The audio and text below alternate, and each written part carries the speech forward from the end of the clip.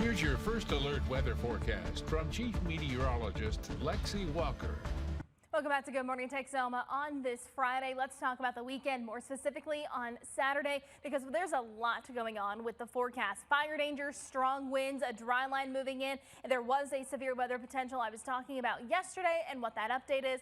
Let me go ahead and dive into it. But first, the fire danger. Make sure to obey any burn bans. Be mindful of disposing your cigarettes and also report flames and smoke quickly to those authorities, because given the conditions that we're going to be seeing tomorrow, they are going to spread very rapidly if anything develops. High temperatures are looking to warm into the upper 70s and low 80s for your Saturday afternoon. Plus, we're looking at mostly sunny skies, and those winds are going to be sustained out of the south, shifting towards the west at 20 to 30 miles per hour. And even wind gusts themselves throughout the morning are going to be into the 30s. They'll rise between, say, 4 and 7 p.m. to about 50 miles per hour, but some could see wind gusts over 50 miles per hour. So that is going to contribute. That dry line moving in is also going to contribute, and also there's that potential for some blowing dust. So here's a look at our fire danger map. The worst of it is going to be out towards the west. It does include most of the viewing area when it does come to some sort of fire danger, as that dry line is going to be setting up just near Highway 81.